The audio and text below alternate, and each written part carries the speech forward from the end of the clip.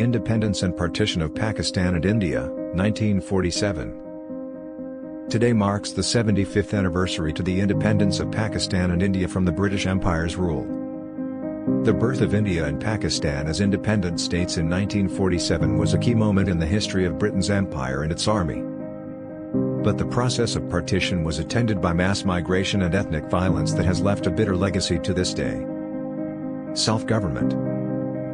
The long campaign for Indian independence, which had begun with the Indian Mutiny, 1857–59, grew in intensity following the Second World War, 1939–45. Indians increasingly expected self-government to be granted in return for their wartime contribution. But with this came serious intercommunal violence between Hindus, Sikhs, and Muslims. The recently elected government in Britain was determined to grant independence and hoped to leave behind some form of united India.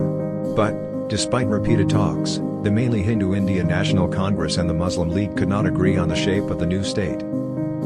After another failed conference in 1946, Muslim League leader Muhammad Ali Jinnah called for direct action to create a Muslim state.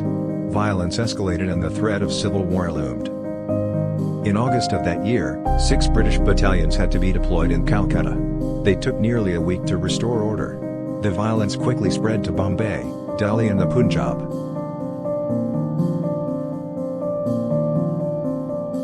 Eventually, the British concluded that partition was the only answer. On June 2, 1947, the last Viceroy of India, Admiral Lord Louis Mountbatten, announced that Britain had accepted that the country should be divided into a mainly Hindu India and a mainly Muslim Pakistan, encompassing the geographically separate territories of West Pakistan, now Pakistan, and East Pakistan, now Bangladesh. The princely states of India, not directly ruled by the British, were given a choice of which country to join.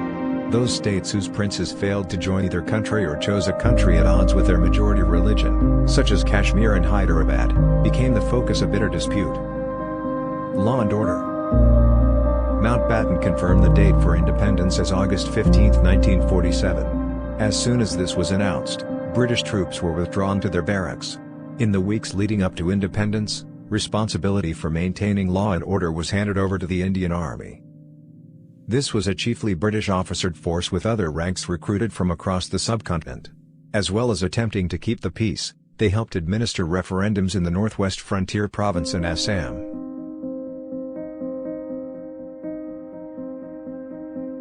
Partition meant that millions of people found themselves on the wrong side of the borders. 10 million became refugees in what was the largest population movement in history. Muslims traveled to Pakistan, Sikhs and Hindus to India. Up to 1 million of these refugees were killed in a series of horrific massacres in the border regions. Some of the worst atrocities took place in the Punjab. Despite the efforts of the 55,000-strong Punjab boundary force, over 200,000 people were murdered. Mountbatten was later criticized for rushing the partition process and failing to tackle the migration and communal violence that attended the birth of the new nations.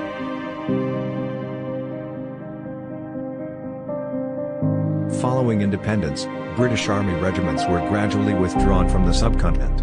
This included a well-planned and orderly withdrawal from Waziristan and other tribal regions of the northwest frontier. The last unit to leave India was the 1st Battalion, Somerset Line Infantry, Prince Albert's, which embarked at Bombay on February 28, 1948. End of Empire. India and Pakistan's independence at midnight on 14 August 15, 1947 was a key moment in the history of the British Empire. India had been its cornerstone and many colonies had been secured in order to protect the trade routes to it. What's more, the British withdrawal was clearly seen as a precedent by other parts of the empire. This hastened their own calls for independence. Divided subcontinent. Almost immediately after independence, tensions between India and Pakistan began to boil over. The first of 3 full-scale wars between the two nations broke out over the princely state of Kashmir. The Maharaja there was reluctant to join to either India or Pakistan. Pakistan therefore sponsored a tribal invasion aimed at annexing the state. The Maharaja appealed to India for help, which was granted on the condition that he accede to India. Indian troops were airlifted into Srinagar and managed to repel the Pakistani invaders. A bitter war raged across the state until a United Nations-sponsored ceasefire in 1948. Former comrades in the old Indian Army found themselves fighting each other. The Kashmir issue still remains unsolved and is the cause of much tension on the subcontinent today.